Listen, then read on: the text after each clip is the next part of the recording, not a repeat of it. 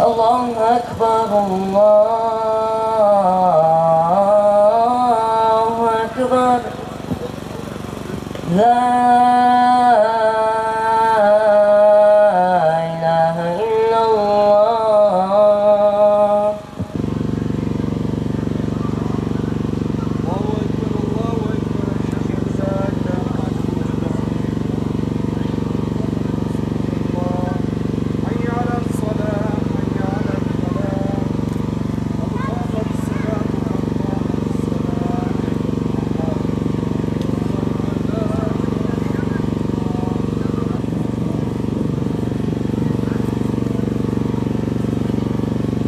Allahu Ekber.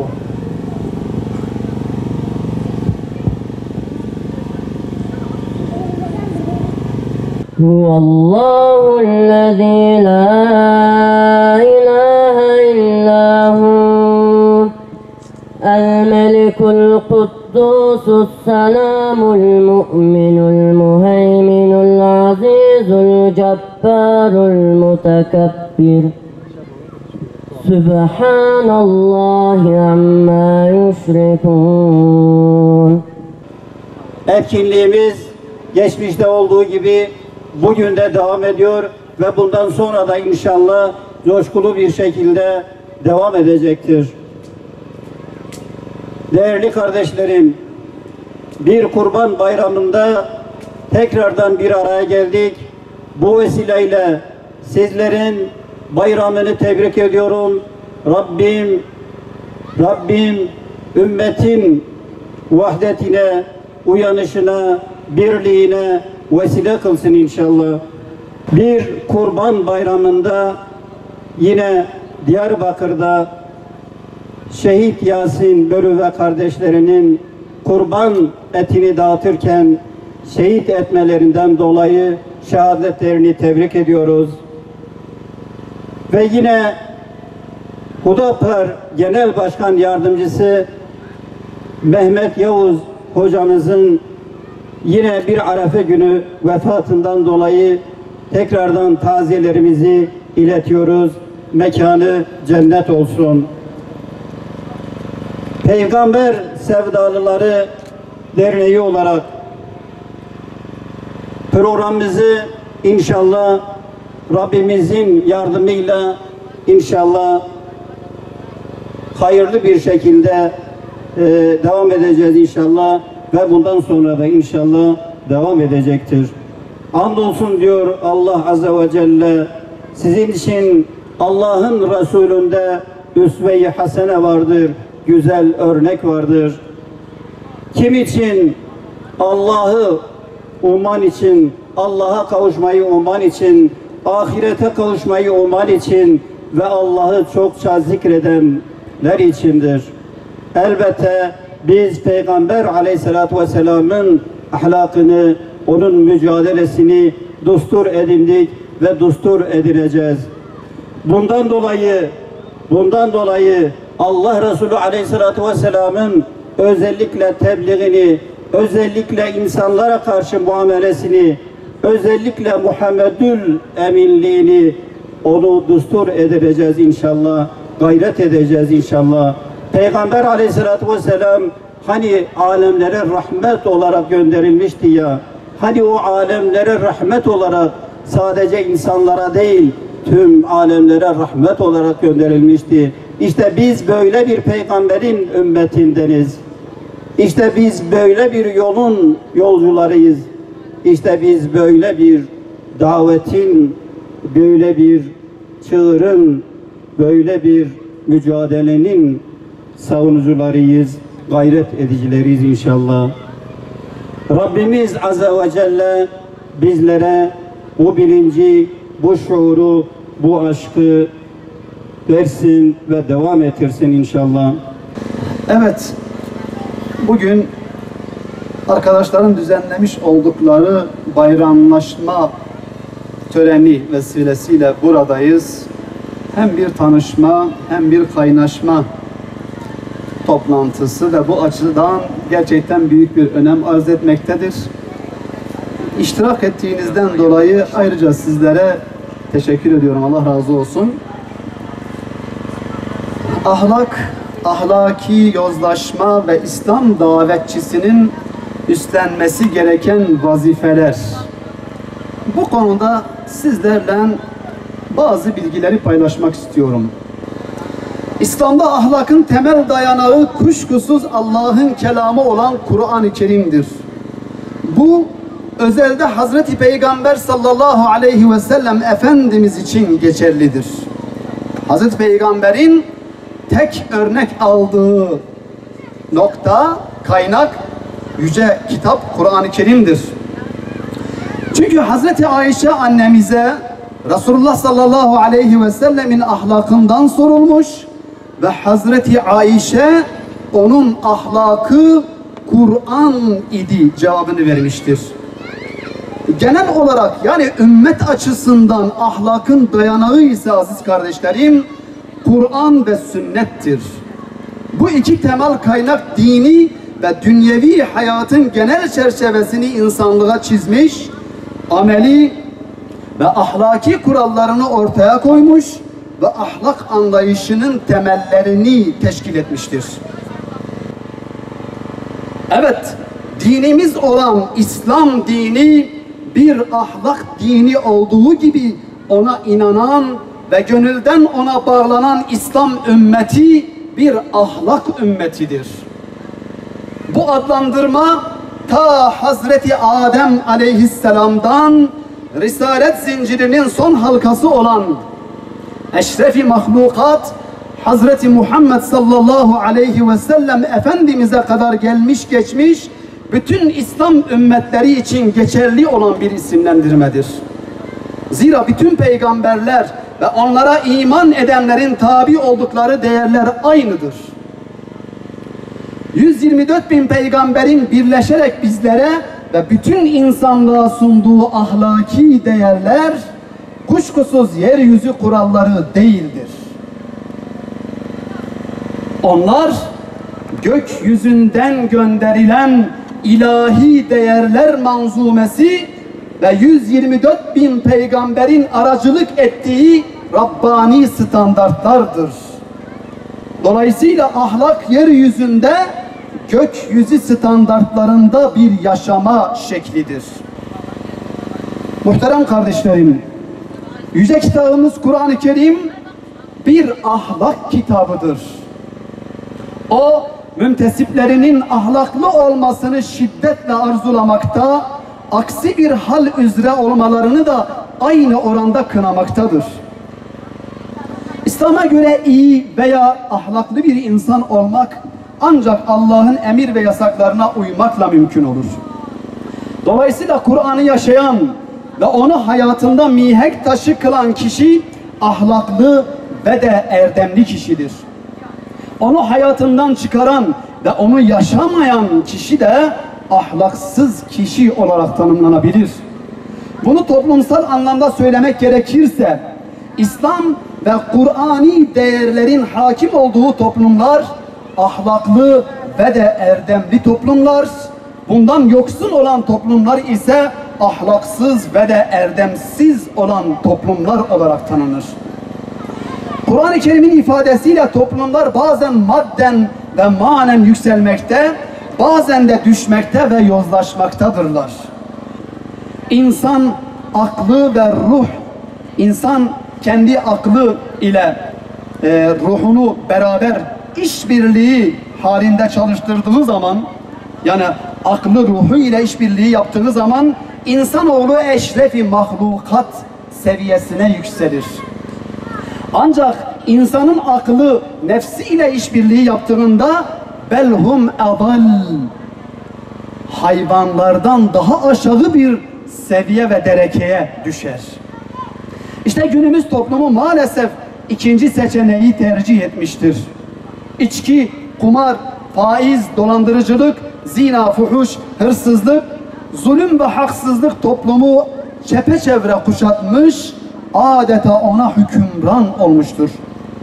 Müslüman olduğu iddiasında bulunan ve Hazreti Peygamber sallallahu aleyhi ve sellemin ahlakıyla ahlaklanması gereken bu toplum, Hazreti Muhammed aleyhissalatu vesselamın getirdiği ilahi öğretilere yüz çevirmiş, bununla yetinmeyerek kendi değerlerini hiçe saymış, Batı'nın kültür ve ahlaki değerleriyle girift olmuş bir hayat tarzını tercih etmiştir.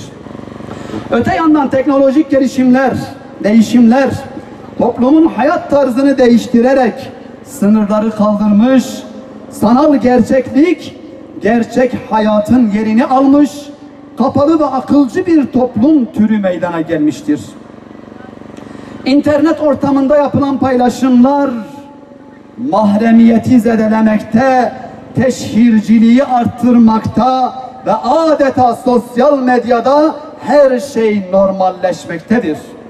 İslam bir davadır.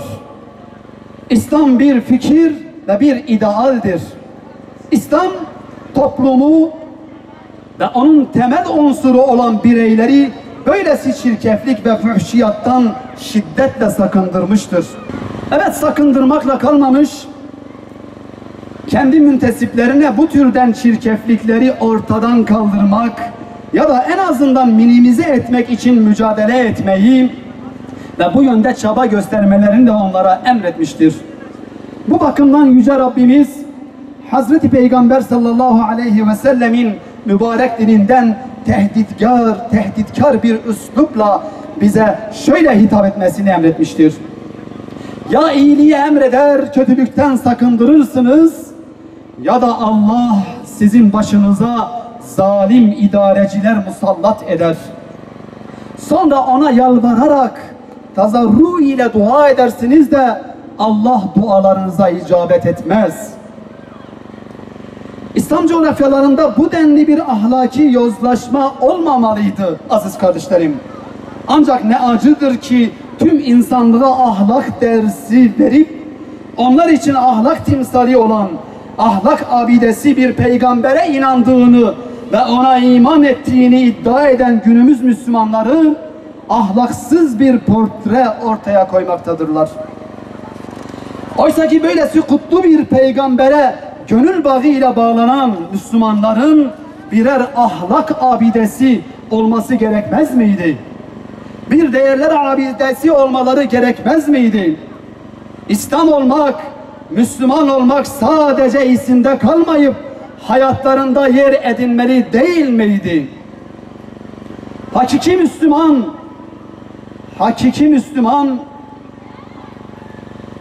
evet, hakiki Müslümanın gerçekten İslami ahlaka sahip olması ve Müslümanca, İslamca bir hayat yaşaması gerekir.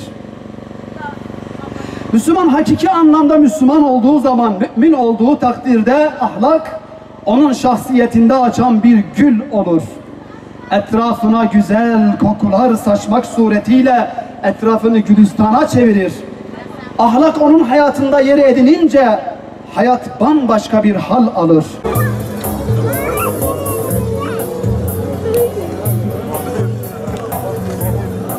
Allahu Ekber, Allahu Ekber, Allahu Ekber.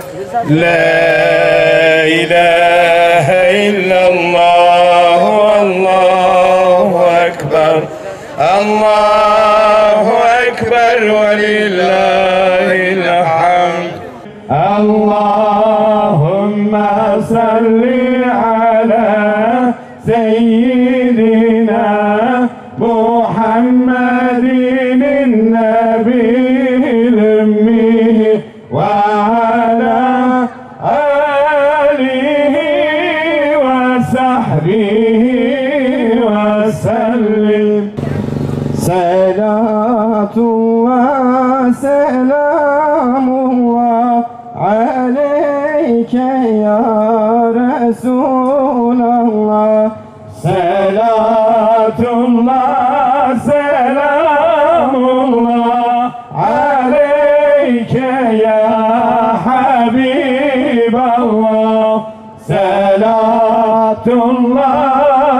selamullah aleyke ya Nebi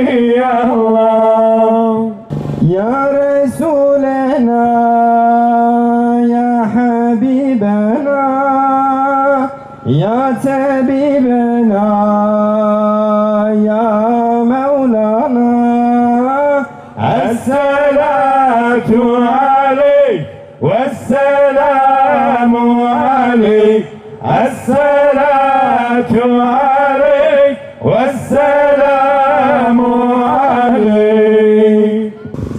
Beraber eşlik edelim inşallah. Allahümme salli ala seyyidina Muhammedin nebiyyil ümmi ve ala alihi ve sahbihi ve sellim. Allahümme salli ala seyyidina Muhammedin nebiyyil ümmi ve ala alihi ve sahbihi ve sellim. Uydum nefse o şeytana Mevla'ya kul olamadım. Uydum nefse o şeytana Allah'a kul olamadım.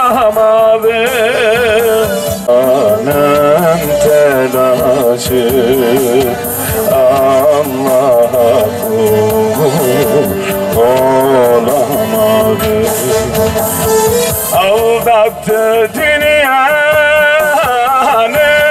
telaşı Allah'a kul olamadım.